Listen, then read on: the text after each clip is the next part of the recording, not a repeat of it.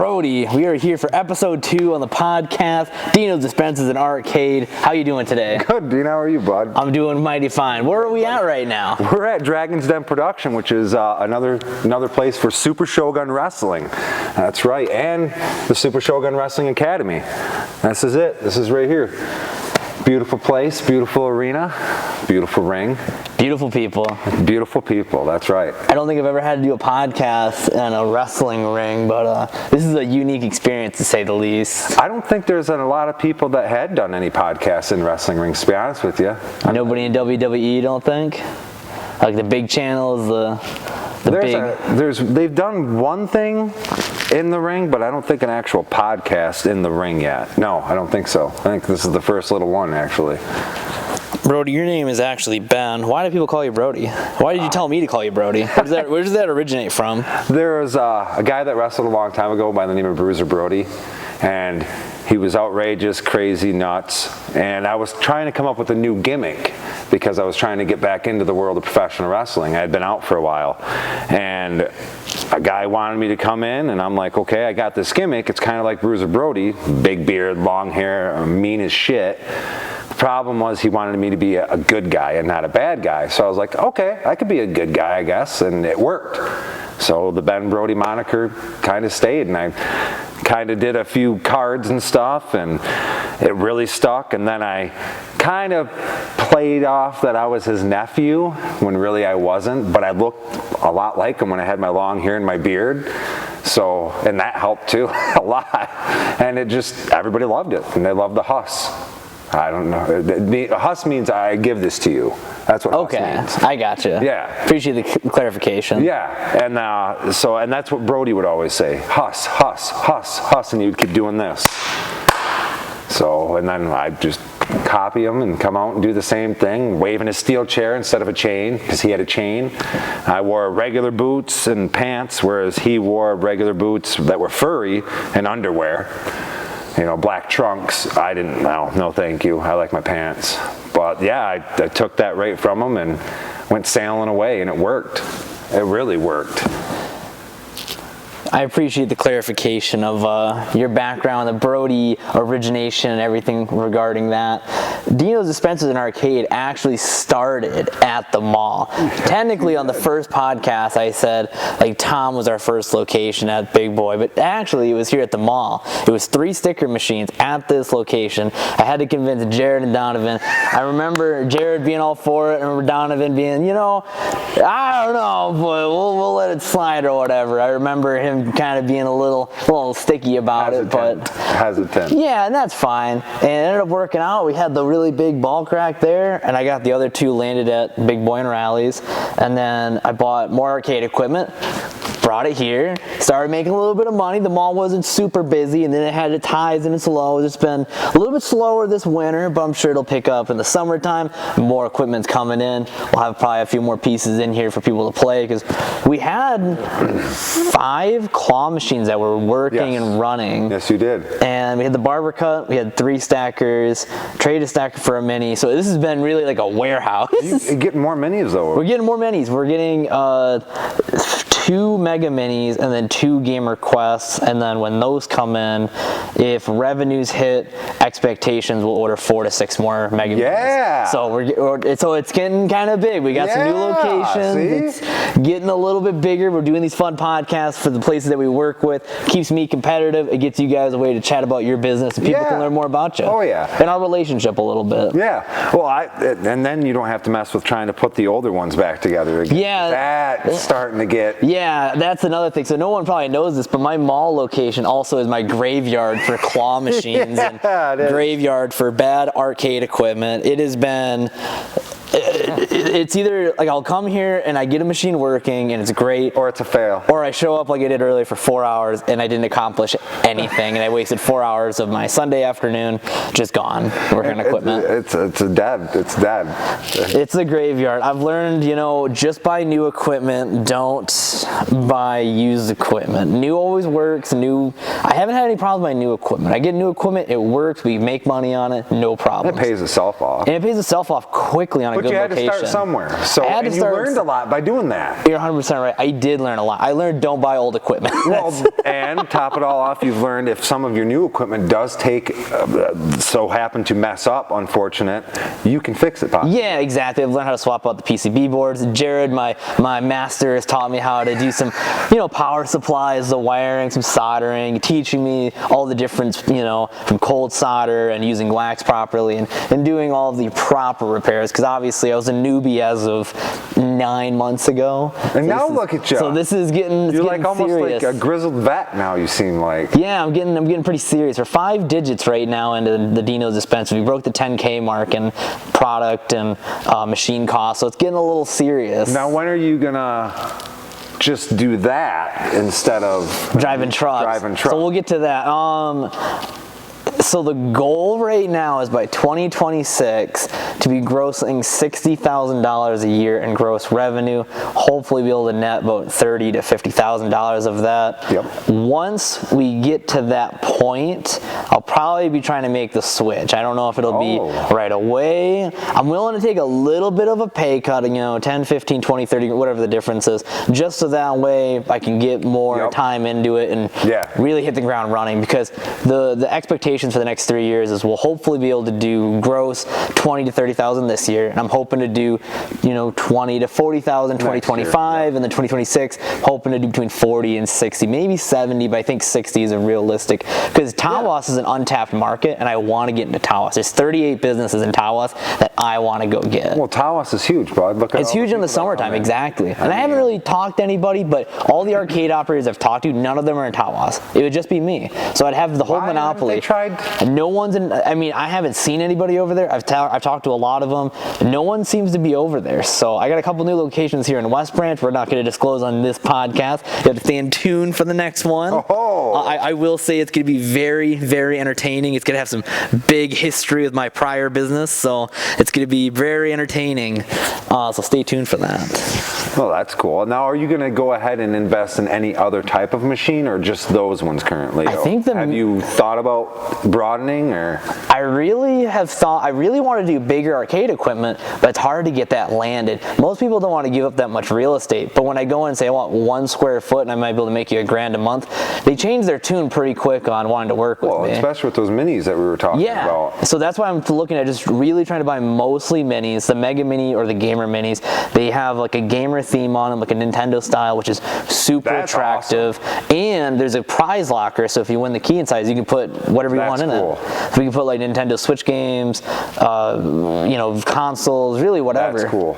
So because that way there's no like limitation. There's a big reward potentially if I play, not just with plush. A good reward into it. Yeah. So there's a lot of variety with what it can come out to be, and I think going forward I'm going to really focus on just getting the little stuff, and then once I have 30, 40 locations, the goal would be to have like 50 locations one day.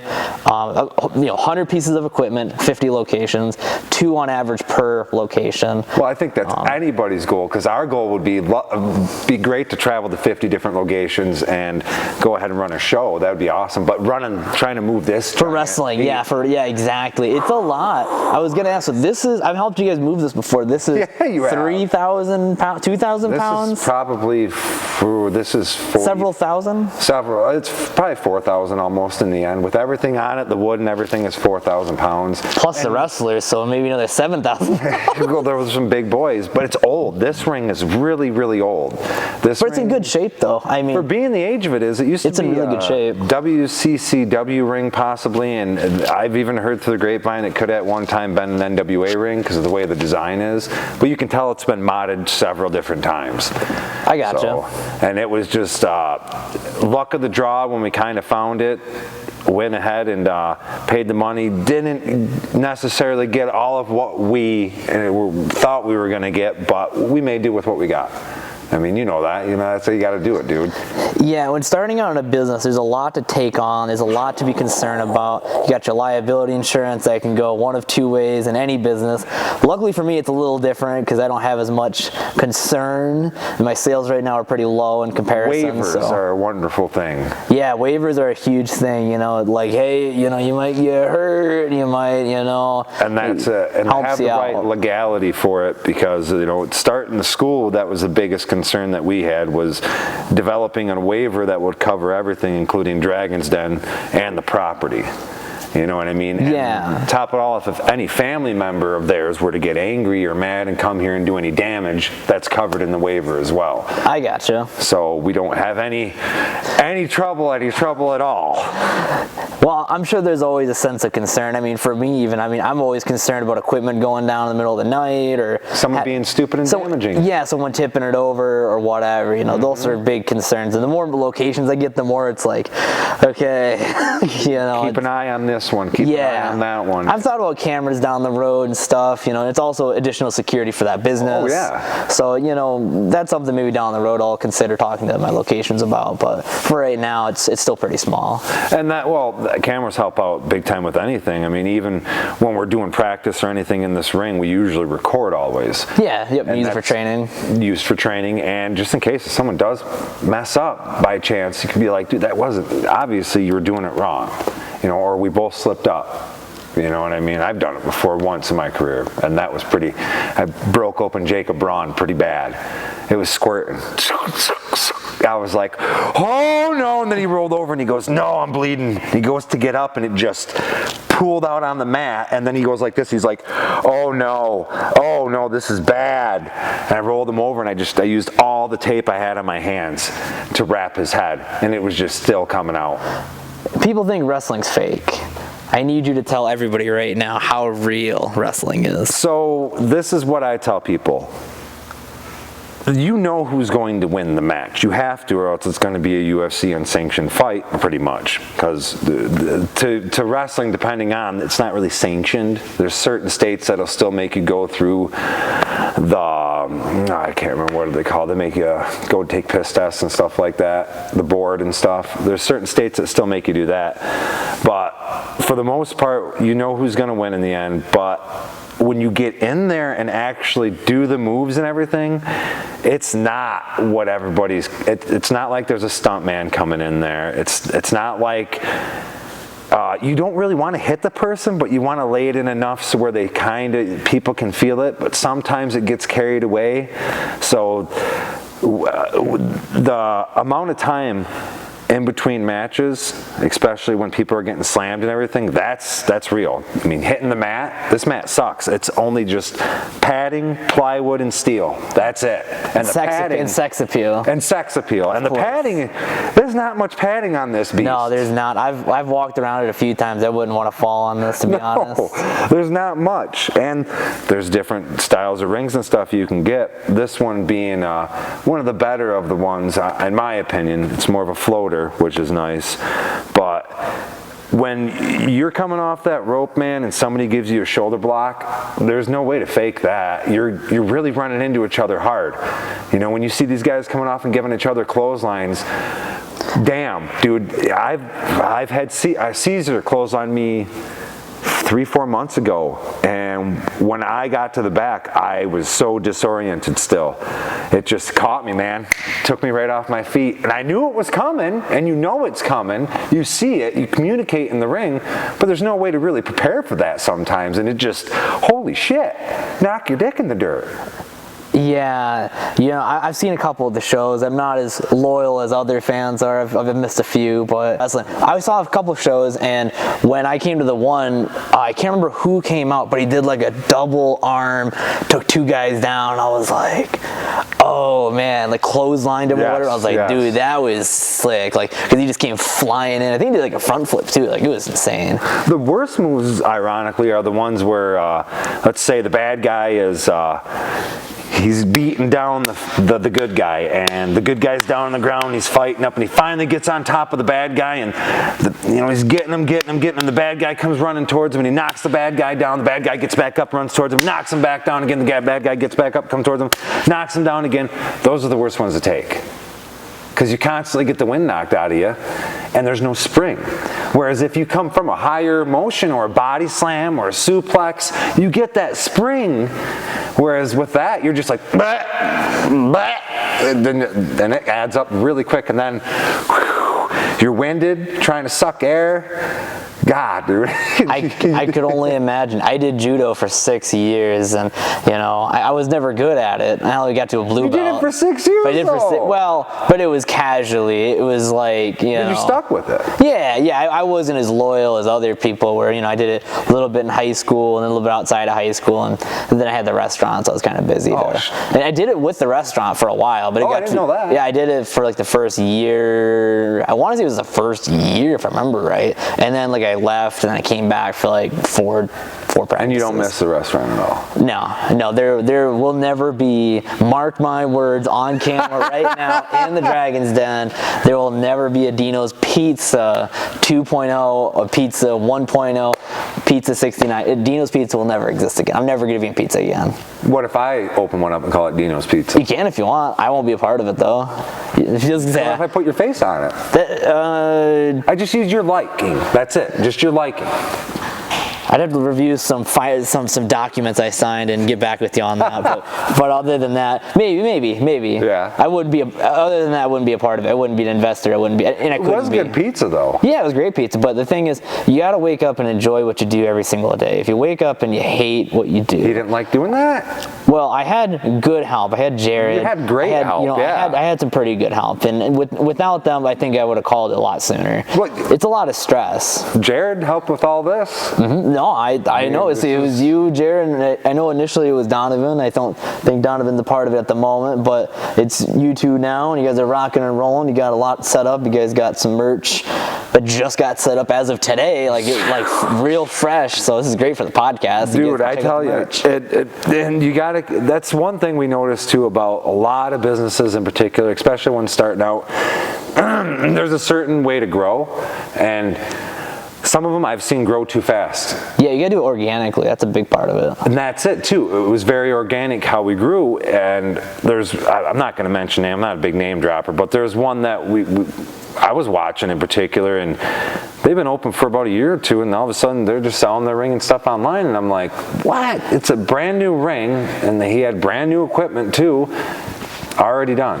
That sounds like a good opportunity for you guys to go buy a new ring. Well, I was looking at it like one, but at the time we had already had so much money invested in this. We didn't have much money at the end now. Yeah, no, and I get it. I mean, even for me, I got 10, 12,000 in Dino's at the moment for the arcade biz. Yeah. I'm not looking to drop any more until we recoup that, which we're on track for in a couple same months. Year, which is nice, yeah. Yeah, exactly. So that's how I'm running what I do, which a little bit lower risk, but the reward and the what I do is just a completely different business model from what you guys are doing. You deal in dispensers and stuff like that. What's nice about your product is you don't have to stay there for it. Yeah. So my physical presence is not needed unless it's required, which is not very often. And eventually it'll be that way where me and Jared don't have to be here. It'll pretty much run itself, and we'll be doing something else or making something else. More entertainment, more content related. It'd be awesome, like I said, if they could build that. I keep trying to pitch that 2,000 seat arena here in West Branch. That would bring in a lot of business. Country singers, comedians would come in. You know that. Yeah, no, off the E-way right there, dude. You could put Dino's Arcades right there. Let's see, we got a couple pieces of equipment. I was gonna say I could bring some more in. I'm trying to stay as liquid as possible because there's always a new location that could come up. So I'm always financially just ready for a big location that could come in. I'm always ready for that move, just so that way I feel comfortable. Because I don't want to financially stress myself with the business, my other investments, or my jobs. Well, that's like when we outgrow this eventually, because it will happen. Hopefully, that's the goal. It's like we can't stress about it. We have to instantly. Okay, we outgrow it, now where are we moving to? We have to make it known. We have to make it prevalent. We have to make everybody know, hey, this is where we're going. This is the direction we're headed to. I don't see it happening for another year, maybe, or two, but... It's just like you said, it's got to be organic, because if it's not organic, it's not as good. No, and you'll ruin it. Mm-hmm. I mean, we're watching a lot of places, too, that's been around for a long time, and they're just dropping the ball, and it's like... You have all this experience and all this knowledge at something that you've been doing for this long. You know what you're doing is wrong, but for some reason you're just kind of letting it go to the wayside. And it's like, damn, man, there's a lot of potential there. And it's just, you see it wasted. there's a whole like 700, let's just say there's 700 steps. Every step you go is harder and harder, but the further you get, the better it's going to be in the end. That's exactly what But people, they get out of breath after 30 steps and like, oh man, this is a lot of work, and they just throw it down the steps. They start walking down. They don't go all the way. And the problem is like when you have all these other people around you helping you build that bridge, and then it just is them working on the bridge, and they can only work for so long on your bridge. Exactly. Before they're like, there's no point working on this bridge anymore. So when you start seeing that too in this type of business, it sucks. I remember when the arcade business was dying out. Yeah. I was born in '86, and we had an arcade right down the road from me, and I remember we went to it all the way up until '93, '94, and one day we went there and there was a board across the door, and he was done. No arcade no more. Yeah, stand-up arcades have really changed, and arcades in general have changed. Oh, God. It is more of a child casino nowadays. Yes. I mean, it is. A lot of people look at me funny when I say that, but that's truly what it is. The stand-up arcade stuff just doesn't make any money. I mean, because it's nostalgic, and sure, there's places for it. But there is places for it. If you went and opened a business without a liquor license, without a dining experience, and Crazy Quarters did. Yeah, is there an opportunity for it? Sure, but for where we're on West Branch specifically, West Branch. I don't think it'd make any money. They're in a bigger place. They're in downtown Bay City. So there's a place for it for nostalgic reasons, but it is a difficult business to operate. You could probably open a small one in Tawas and get away with it. Yeah, and I don't really look. I mean, for me personally, I don't want to own any real estate, but for somebody else that's looking at the arcade industry, I mean, there's definitely opportunity for some arcades still to be made, but it is a difficult business when you have a brick and mortar. Even if you try to do claw machines and all that stuff, it's difficult. I know in some states and some cities it does fantastic, but it's crazy in some places too. Where were we at? When we went to Vegas the one time, and not even talking about the regular slot machines, there was even arcade machines everywhere. It was like, holy crap, what? I'm like, this is a slot machine or something. No, it was an arcade machine, or like a crazy big huge pinball machine, and they're just being super massive. But when you get into stuff like that, I've seen how much they want for pinball machines. No thank you. Yeah, so a restored pinball machine can be $5 to $10 grand brand new. Restored, dude. Yeah, like restored, brand new, it's even more. I know Quick Play, shout out to Quick Play on YouTube, they spent $12,000 on their ones for their arcades, and they literally said that we make like $50 a month with it, and they knew that buying it, they wanted it for their arcade because their arcade on YouTube's massive. They got like all kinds of claw machines and all kinds of games. Yeah, so for them it was just like, we'll buy it just for the nostalgic reasons, and that's it. Well, that's like before they moved into the city market. They were in this little place and had a basement, and you'd go down there and you'd see all these pinball machines, and they had like the new Halloween one was there, and they had all the really good ones, and then the further you would go back, the older you would see them, and they had, I don't know what the date would be on these, but they were some of the first pinball machines ever, and they still worked. And I'm like, dude, this is a gold mine. You know what I mean? So, look at VHS making the comeback now. I don't know anything about the VHS market personally, dude, it's but ridiculous. is it coming back? Right I don't know. It's coming back. Cards are now making a comeback. I've been selling cards again. So things are starting to look up again. Yeah, I gotcha. Yeah, I'm more in the sealed video game and Pokemon stuff personally. So I know that stuff pretty well, which is sealed video game market. Sealed video games. It's good, but it recently, it's just such a, like when I first got into sealed video games, the market was hot. Like $1.5 million is a Super Mario N64 game sold. And I was like, wow. Recently, one is sold for like $80,000. So pretty big, drastic difference. Pretty big change, but. Well, what I hate about it is, because I'm a collector too, is when somebody buys something for that outrageous of a price and everybody thinks they can set theirs towards that standard. It's like, no, that doesn't work. Yeah, exactly. This guy just had the money and he didn't care. Right, exactly. And that's just the thing, is it's only worth what someone's going to pay for it. So if there's one guy that's willing to pay for it for that price, that's awesome. But not everybody else is going to pay that. And with time, obviously with inflation speculation. These, scarce assets will go up in value. Oh. That's what we're speculating anyways, but it should. Especially when digital's coming out so much. Yeah, exactly. And that's a huge thing in the sealed video game, like Discords and channels, is with everything being so digital, people think that the hard copies, even open, are going to be valuable someday. And we've actually seen that with some Xbox 360 games. PS2? Yeah, don't quote me on the exact game, but a game recently, it was 4 weeks ago. It was some Xbox, kind of Call of Duty style game, but I don't know, it wasn't Call of Duty, but something similar. They got rid of the online digital version of it, and the hard copy went from $20 to $200 on eBay. I know what you're talking about, yeah. I don't remember which one it is. I don't know either. But it's an Xbox 360 game, because they removed the digital, so you couldn't get it digitally anymore.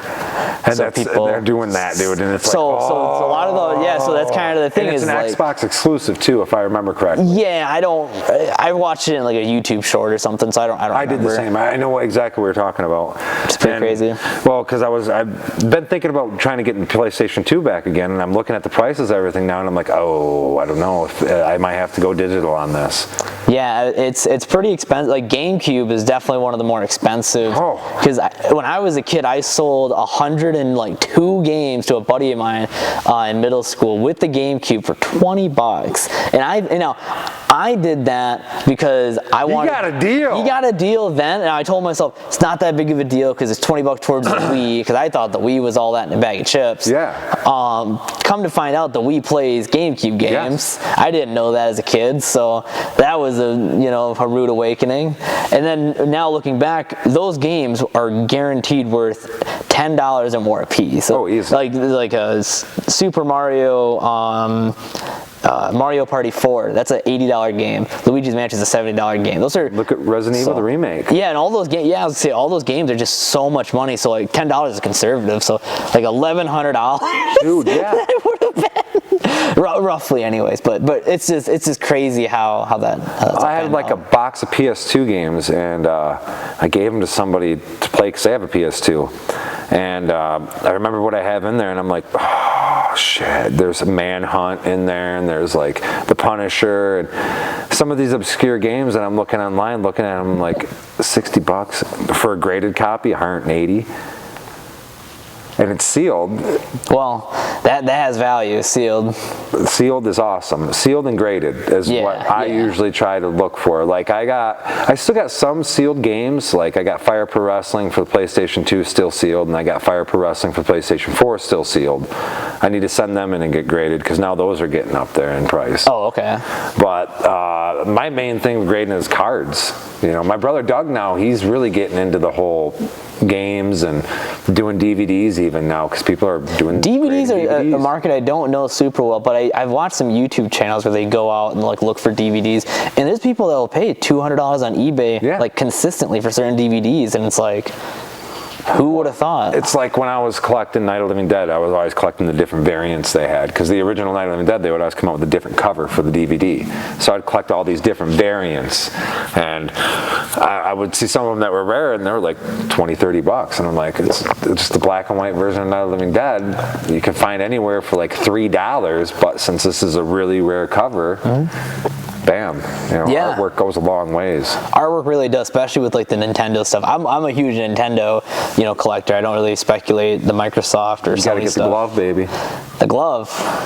The Zapper. Oh, okay. Yeah, I was like, what glove? But yeah, I don't have any of like the physical like attachments or anything. I just do the games. You gotta do the attachments. I got some consoles. That's where some of the craziest stuff comes in, dude. But for me, I like the sealed. I like the artwork of like the sealed video games. So with Nintendo, are you looking back at like Super Nintendo 2? Everything, yeah. So whether it's SNES, whether it's GameCube, whether it's I collect a lot of Wii stuff. And a lot of Wii U. I didn't have a Wii U, but the Wii U copies, like they didn't make a lot. It's kind of like similar to GameCube. Yeah, they didn't make very many. So GameCube didn't have a lot of like copies made. It was the like library was small too. It was like, I think someone's gonna call me out in this podcast. I want to say it was like 30 million or 20 million copies of like all games for the GameCube. Right, but we had like 130 million games.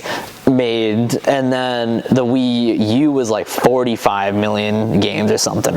So I've been really speculating the Wii U stuff, because the Wii U was like here, and it kind of was okay, and then like was right onto the next thing. So I've been trying to like pick up like a lot of Wii U stuff, and there's certain games with certain titles and like cover arts that are kind of rare. So I've been picking up those ones and kind of sitting on those, and I haven't bought a whole lot. I've kind of just bought some, and I've just kind of waited. I've been kind of just, I don't really want to go blow more money on sealed games, because I got a pretty good portfolio on the sealed game stuff right now. You need to go to garage sales. I usually go to, so me and my buddy Josh actually last year, we went to 39 garage sales in one day. 39 garage sales. We were on a quest to find one GameCube. We didn't care if it was a GameCube game.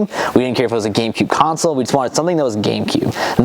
I swear, and Josh will have to, you know, support this, but the very last one we found, the Pokemon Galaxy or Pokemon GX GameCube, so it was like the rare one. That's super rare. And they didn't have it out there for sale, but we asked about it, and they're like, "Oh yeah, we got one upstairs. It's like, give me $5 for it." I'm like, $5? I was like, just so you know, it's like $100 console, maybe $150 console. And they're like, "Oh, okay, $15 is fine." I'm like, okay, well, I was like, I'm just letting you know. Oh yeah, you made your money. Well, I try not to be that guy that's like, oh, this is a $10,000 game and they sell it me for $1. I try to like educate people. A little bit. Make it fair. Yeah, because I don't want the name of like, oh, this guy just goes around, he's like, scams people or whatever.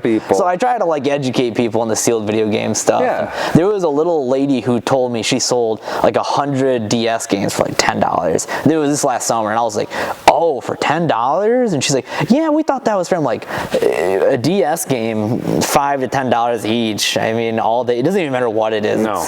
And she was like, you're telling me that would have been like $500, $1,000, $2,000? I'm like, yeah. And she's like, oh, and she got like sad, and I'm like, I'm sorry, but because somebody, it's just like 30 minutes, like we missed it by 30 minutes, and I would have educated her and explained to her like, hey, we'll give you like $200, $300, like we'll make it reasonable. Yeah. Because as long as we're doubling our money on it, that's fine. I've had to play that negotiating game before on a few different games, so yeah, I understand totally. It feels bad, it's like you're just taking it and just running. It doesn't sit with me too well. Yeah, it's like when I found a PlayStation Doom, and it was in the original box, the old big PlayStation boxes, and it was mint.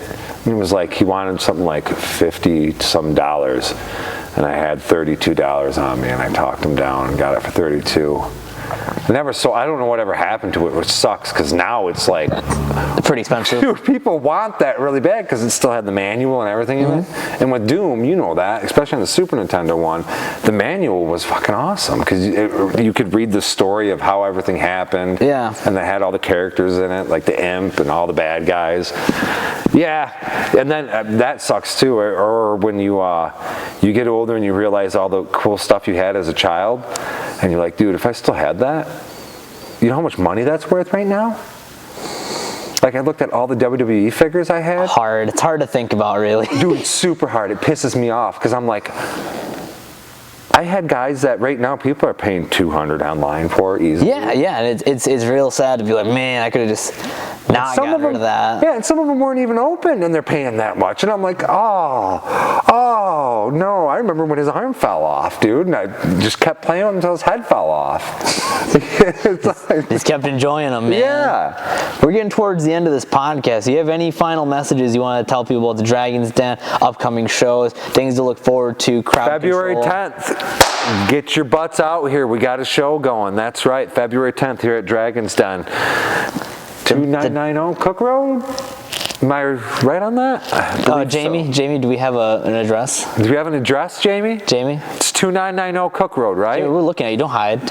He's hiding from us. It is 2990 Cook Road, West Branch, Michigan. That's right. Dragon's Den Production presents Super Shogun Wrestling. February 10th. Get your asses out here. We're also going ahead, and here shortly we're starting up an academy. You're going to come in. It's going to be a 12-week course, and you're going to expect at the very end of your 12-week course to go ahead and at least run a 10 to 15 minute good, solid wrestling match. And you're going to be able to go ahead and use my name if you can graduate that course and venture out in the pro wrestling world. So that's coming up really shortly. We're going to have waivers and everything online. And then after that, damn man, we're just hoping to take off to the moon. I mean, we got everything scheduled for April. March is going to be a really big show too. March is going to be a tag tournament, so you guys better get ready for that, March 9th. So February 10th, March 9th, mark that on your calendars. This weekend. Yeah, it's coming up this weekend, isn't it? Yes. Yeah, this will probably get posted probably this week, I would think, sometime during the week. Yeah. So, Yep. well, it was good talking with you. I'm going to wipe my sweaty hands off. Thank you. Appreciate it. We'll have to do one wrestling move on like this. So don't break me in half. We should probably do something here at the end. Okay, what do you want to do, Dean? Something that doesn't break me. What do you want to do? Do you want to take a move, or do you want to do one to me? I also don't want to break his equipment, so we'll put this right here. Give him a body slam. Give Dean a body slam? With the camera, with this thing on? All right. All right, Dean. Should I do I gotta slap? No, you'll be fine. Your water's off. All right, Dean. When I go to pick you up, put your hand right here. Oh, okay. Okay, and push. And push. Okay. What, am I just gonna fall on my back? What am I gonna do? I'm gonna pick you up and swing you around, and you're gonna fall right on your back. Okay, sick. Okay. Okay. You ready? Yeah. Oh God. Put your arm around my neck. This way? Yep, just like that. 1, Yep. 2, 3. And that's it. All right. You took a body slam, Dean. Oh, cool. How did that feel? Felt like I was in judo class all over again. They do sometimes feel like a judo throw. That was Dino's Dispensers and Arcade with Brody down here at the Dragon's Den.